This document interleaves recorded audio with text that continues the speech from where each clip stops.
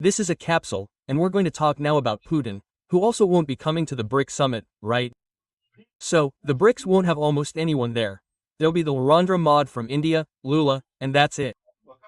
There won't be anyone else here as a leader of any major countries here at the BRICS summit, right? The two main BRIC actors, China and Russia, will send ambassadors. This shows, as I told you, first, LULA's political relevance in the global geopolitical scenario, and second, the BRICS themselves are drowning in their own problems, right? We already said in the last video that Jinping ruled out coming here, and now Putin has too. Although, I already told you Putin wouldn't come anyway, right? Putin is a damned cowardly idiot, a total. Of course, he would never risk leaving Russia to see Brazil at the BRICS summit because he's afraid of being arrested on the way, right? This news was suggested by Leona Haydern, Gordola as Dino, Pinguco as Lula, and several others. Thanks to the people who suggested news on our website at visetildoa.com, and thanks to you for watching our video. If you like our content, please like and subscribe to the channel, okay? And speaking of Putin, I want to remind you that I talk daily about Ukraine on the channel Mundo M Revolução, okay? That's another channel of mine focused on geopolitics and such. Ancapso is more focused here on Brazilian politics and anarcho-capitalism and such. I talk about geopolitics there in the world and revolution, both the situation in Ukraine and the situation in Israel. So we've been talking daily there. I recommend you watch my videos there so you can see how desperate Putin's situation is in this war. I'll leave a link to my videos there about this situation in the description of this video. And today's isn't out yet, but it will be soon. I'll put the link below. BRIC Cup, and now next week, from July 4th to 7th, right? And oh, it looks like it's going to be a complete flop. People aren't sending important representatives here, right? Jinping recently debunked his arrival. Putin had already said he was unsure, and now he's confirmed he won't come, right? Why won't Putin come? Because he's a coward, everyone knows that. But also because he has, and the importance of BRICS is much less at the moment, right? Well, why is Putin such a coward? Putin, he has an arrest warrant out for him. He kidnapped a large number of Ukrainian children. Believe it or not, 3,500 children were kidnapped from occupied areas in Ukraine. Sometimes people don't realize what that means, right?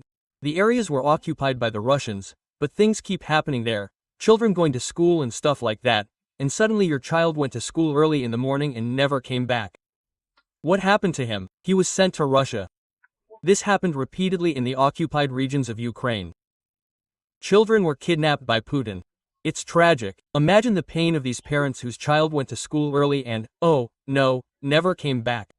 Now Russia has taken them to a children's training camp in Russia. And then what do they say? They tell the child that their parents abandoned them and tell the parents that the child went there for something, for training. The parents are left with nothing to do, right? The child is separated from their parents. Then the child will be trained in Russian, will be taught Russian things and stuff like that. Russia's idea is forced culturalization, right? Which is a war crime in itself. And this whole thing is so absurd, and there's such compelling evidence that it happened, that an arrest warrant was issued for Putin and his secretary who organized this kind of thing there. I forget the woman's name, but it doesn't matter. She's his secretary for child abduction, right? And oh yeah, and then these children in Russia are given up for adoption, to Russian adoptive parents, right? In other words, this kind of thing is completely absurd, because the children have parents, the parents were there in Ukraine, in the occupied region of Ukraine. Anyway, it's completely absurd, right? Well, Putin fears arrest, right? Is it true that Lula said he wouldn't be arrested here in Brazil? And well, I don't know if he would be or not, because Brazil is obligated to arrest him, right? If Brazil doesn't arrest Putin, Brazil itself could face sanctions from the International Criminal Court and other countries linked to him, especially the European countries that are giving the International Criminal Court a lot of support. So if Lula didn't arrest him, Brazil would have problems in the end. But let's suppose Lula didn't actually arrest Putin here in Brazil. That doesn't eliminate Putin's risk. Why? Because his plane would have to leave Russia and arrive in Brazil over several oceans, international waters, over several places with countries that aren't so friendly. And then the West would just have to put a jet next to Putin's jet, force him to land somewhere, and arrest Putin, right? So that's Putin's fear, right? Yes, and Putin didn't go to South Africa for the same reason. He didn't go to Hungary for the same reason. There was an invitation for him to go to Hungary. You know Orban is Putin's ally, right? So he also loves Putin. He also wants to. He wouldn't arrest Putin under any circumstances in Hungary. But for the plane to reach Hungary, it would have to pass through the airspace of other countries that could force the plane to land and then, arrest Putin, right? So he wouldn't do that. The exception is this case. Mongolia, Putin. Mongolia is a signatory to the International Criminal Court Treaty, and it will face sanctions because Putin went to Mongolia and wasn't arrested. But that's where you see the difference, right? Look here on the world map, right? Mongolia is here, Russia is here. In other words, Putin's plane left Russia and entered Mongolia. If he had a guarantee from Mongolia that he wouldn't be arrested, there was no longer any risk, right? Very different from coming here to Hungary, where he would have to pass through Romanian airspace, or Polish airspace, or Serbian or Croatian airspace. There are a lot of countries here where he would have to pass through that airspace to get to Hungary, and then he doesn't agree. The same goes for South Africa and Brazil. He would have to pass through several places here, and Putin is, first and foremost, a coward, right? An idiot, a coward, a shitty dictator. So, he chickened out and won't come to the BRICS. That's the main reason, after all.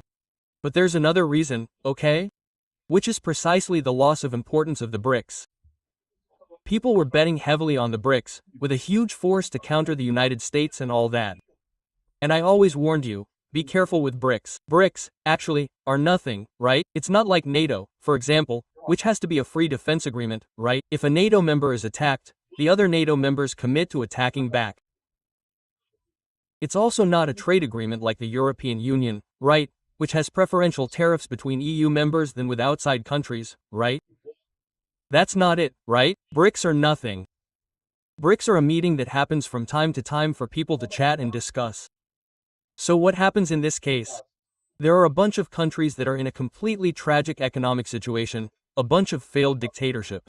It's the little club of failed dictatorship, right? With the exception of India, which I don't know what it's doing in the BRICS, which has already talked about leaving the BRICS, but remains there kind of out of inertia. But with the exception of India, everything else is dictatorship, and most of them are failed dictatorship. Okay, well, the Middle Eastern countries may not be bankrupt, and Saudi Arabia and the United Arab Emirates may not be bankrupt countries, but they are dictatorship, right? In other words, it's either bankrupt, dictatorship, or failed dictatorship. And those are the three options you have in the BRICS, in the end, with the exception of India. And in the end, that's it. The BRICS is losing strength. With this American attack on Iran, the BRICS has lost even more strength. Why? What response have you seen from the BRICS countries regarding Iran? There was nothing, right? Oh, there was a little note. They made a little note repudiating it. Oh, news, we're very sorry about what happened. Trump is wrong and I don't know what they're and blah blah blah, and it stayed that way. In other words, the little note, my friend, little notes are cheap, little notes are paper, right? This thing doesn't cost anything, right? So, the fact that Putin isn't going to the BRICS summit is getting a lot of attention. Here in the newspaper G1 it says it's due to a lack of clarity from the Brazilian government. In other words, Putin doesn't trust that Lula will have enough power to guarantee he won't be arrested here, right? That's what he's saying. And in fact, that's what I'm telling you, right? All it takes is a judge to issue an order here in Brazil for Putin to be arrested, right? Lula can't stop it, because Brazil is a signatory to the International Criminal Court.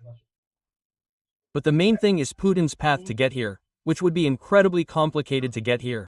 He'd have to pass through a lot of countries, right? Well, unfortunately, there's even a long weekend here in Rio de Janeiro, from July 4th to 7th, because of the BRICS summit. Look how pointless it is. Rio de Janeiro is once again stopping for a completely useless event, something that doesn't help anyone, right?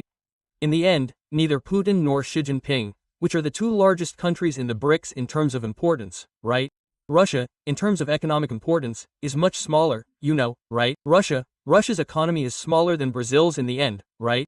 But there's no denying that Russia has geopolitical importance due to its position in Europe. It has significant geopolitical importance, right? So, Putin and Xi Jinping, who are the big stars of the BRICS, won't be coming to the BRICS summit. Xi Jinping is the first summit he won't be attending either, right? Look, it's curious. Here at The Independent they give a different perspective on why Xi Jinping isn't coming here to Brazil, because it seems that Narendra Modi has arranged a meeting with Lula specifically. And so, You know that China and India are at odds, right? They're enemy countries, right? So, since Narendra Modi has arranged a specific dinner with LULA, XI Jinping understood that he would be here as a third wheel, as they say, right? He would be a third wheel in this. So, and that would be a point they made here. I don't think that's it, okay? I think it's really due to the lack of importance of the BRICS and also the problems that Xi Jinping is facing there in China, as I mentioned in another video, right? The whole point here is that this shows once again the unfeasibility of the BRICS, right? As I told you, BRICS isn't anything. It's not a mob, it's not a meeting of a European community, it's nothing like that, right? But you could argue, but one day it might be the seed of something that one day in the future would have, right? A trade agreement or a free defense agreement. And no, my friend, no, it wouldn't, because the participants are enemies, right? China and India are enemies. America, Saudi Arabia and Iran are enemies.